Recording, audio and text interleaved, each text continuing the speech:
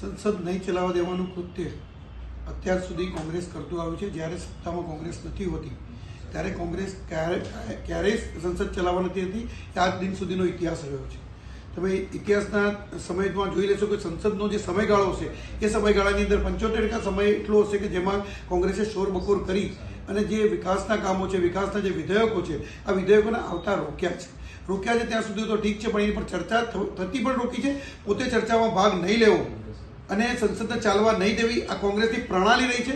ભારતીય જનતા પાર્ટીની ક્યારેય આવી પ્રણાલી નથી રહી. એટલે શક્તિસિંહનું આ નિવેદન એ હાસ્યાસ્પદ નિવેદન છે, કારણ કે શક્તિસિંહને પોતે સાંસદ છે અને એમને ખ્યાલ છે કે કોંગ્રેસ સંસદની અંદર શું કાર્યવાહી કરે છે. અશોભનીય કૃત્ય અને સંસદને ન શોભે તેવા કૃત્યો, સંસદને લાંછન લાગે તેવા કૃત્યો એ કોંગ્રેસ કરી રહ્યું છે. ભારતીય જનતા પાર્ટી પર ખોટા આક્ષેપ લગાવવા, કેન્દ્રીય ગૃહમંત્રી પર ખોટા આક્ષેપ લગાવવા એ શક્તિસિંહને ન શોભે. શક્તિસિંહનું બીજું પણ કહેવું છે કે 1 વર્ષમાં ગુજરાતમાં 159 બાળાઓ ઉપર બળાત્કારની ઘટના બની છે, તેમજ દાહોદથી લઈ મહેસાણા સુધી ગુનાહિત પ્રવૃત્તિઓ વધી છે. તેમાં ભારતીય જનતા પાર્ટીના મોટા કાર્યકર્તાઓ અને નેતાઓ જોવા મળે છે. ભારતીય જનતા પાર્ટીના કોઈ કાર્યકર્તા કે કોઈ નેતા એની અંદર કોઈ આવા કોઈ કૃત્યોમાં સંડોવાયેલા નથી ને હોય તો ભારતીય જનતા પાર્ટી એની પર એક્શન લેતા અચકાતી નથી. કોંગ્રેસ રાહત પેકેજ કયા સંજોગોમાં ક્યાં અપાય એ આમ આદમી પાર્ટીને એટલો ખ્યાલ ન હોય, કારણ કે એમના જે ગુજરાતના નેતાઓ છે ક્યાંય કોઈ જગ્યાએ સત્તા ઉપર આવ્યા નથી કે વહીવટ પર આવ્યા નથી કે વહીવટમાં નથી. પરંતુ રત્ન કલાકારોની વાત હોય કે ડાયમંડ ઉદ્યોગની વાત હોય તો ગુજરાતની અંદર ડાયમંડ ઉદ્યોગના વિકાસ માટે ગુજરાત સરકારે જે પ્રયત્નો કર્યા છે, ડાયમંડ બુર્જ જે આખા ભારતનું ડાયમંડનું કેન્દ્ર કહી શકાય એ ગુજરાતની અંદર સુરતમાં સ્થપાયું. અને ગુજરાતની અંદર હાલ કદાચ ડાયમંડ ઉદ્યોગમાં જે મંદી છે એ વૈશ્વિક મંદી છે, એવું નથી કે માત્ર ગુજરાતની અંદર છે.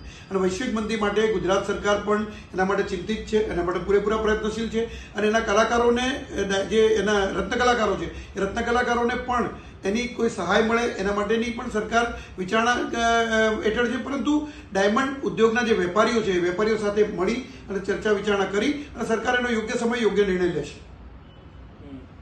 દક્ષિણ ગુજરાતમાં સુરતની અંદર કોંગ્રેસના ડોક્ટર સેલના એક વ્યક્તિએ નકલી ડોક્ટર બનાવવાની ફેક્ટરી શરૂ કરી, પકડાયા. ત્યારે કોંગ્રેસ કોરાણે મુકાઈ ગઈ કે એને કોઈ જવાબ આપવા માટે તૈયાર નહોતું. ત્યારે કોંગ્રેસના સમર્થનમાંથી ગુજરાતમાં અને ભારતમાં ચાલતી આમ આદમી પાર્ટી એના એક વ્યક્તિ નકલી ઈડીના અધિકારી બની અને કચ્છની અંદર લોકો પાસેથી પૈસા પડાવ્યા અને પૈસા પડાવીને એમાંથી એમના પાર્ટીનો ખર્ચ ભોગવ્યો. ત્યારે કોંગ્રેસ કોઈ જવાબ આપવા આવી નથી. એટલે કોંગ્રેસના અને એમની સહયોગી જે પાર્ટીઓ છે એના નેતાઓ કેવા કૃત્યો કરે છે એ આખો દેશ જાણે છે અને એમાં કંઈ અમારે કહેવાનું નથી હોતું. અને ભારતીય જનતા પાર્ટીની ગુજરાતની સરકાર છે આદરણીય ભૂપેન્દ્રભાઈ પટેલના નેતૃત્વમાં જે પ્રમાણે ગૃહ રાજ્યમંત્રી હર્ષભાઈના સીધા દોરવણી હેઠળ જે ગુજરાત પોલીસ કાર્ય કરી રહી છે અને ગુજરાત પોલીસે જ્યાં પણ જે ગુના થયા છે એ ગુનેગારોને પકડી એની ફાસ્ટ ટ્રેકમાં કેવી રીતે કોર્ટમાં ચાલે એના માટેની પણ પ્રયત્નો કર્યા છે અને એની અંદર ઝડપથી સજા મળે એના પણ પ્રયત્નો કર્યા છે અને સજા પણ મળી છે.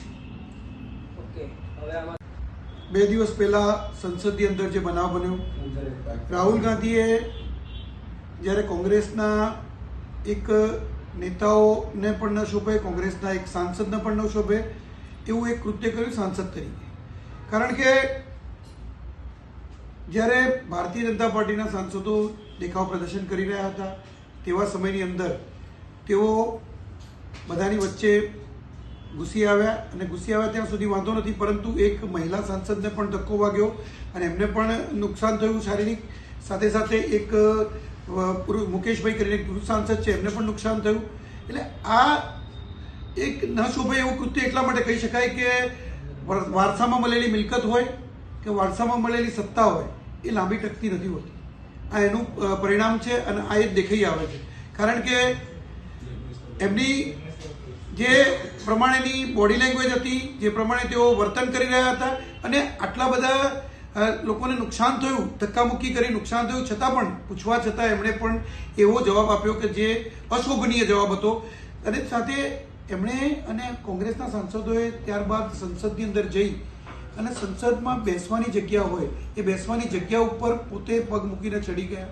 એટલે સંસદની સીટ છે, સંસદની ગાદી છે, સંસદની ગાદીનું અપમાન કર્યું, સંસદનું અપમાન કર્યું.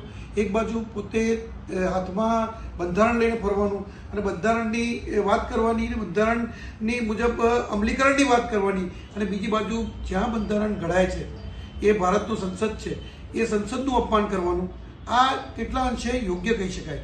બીજું કે સંસદની અંદર ન ચાલવા દેવી એ કામ કોંગ્રેસે શરૂઆતથી કરેલું છે અને આ કામ કોંગ્રેસ જેટલા દિવસો બગાડે છે એટલા દિવસમાં કેટલું નુકસાન જાય છે, દેશની જનતાને કેટલું નુકસાન જાય છે એ પણ એમને ખ્યાલ નથી. એટલે ભારતીય જનતા પાર્ટી જે પ્રમાણે પ્રયત્ન કરી અને દેશની સુખાકારી માટે અને દેશના વિકાસ માટે આદરણીય નરેન્દ્રભાઈ મોદી અને તેનું મંત્રીમંડળ ભારતીય જનતા પાર્ટી છેલ્લા 10 વર્ષથી ભારતની અંદર જે પ્રમાણે કાર્ય કરી રહી છે એ કાર્યને અવરોધરૂપ થવાના પ્રયત્નો કરવાના અને આવી રીતે હિંસક પ્રયત્નો કર્યા છે એમણે, એ હિંસક પ્રયત્નો ખરેખર નિંદનીય છે. ભારતીય જનતા પાર્ટી ગુજરાત પ્રદેશ એની આકરી નિંદા કરે છે અને સાથે સાથે એમણે જે સંસદની અંદર સંસદની સીટ અને એની બેઠકનું જે અપમાન કર્યું છે એની પણ નિંદા કરે છે.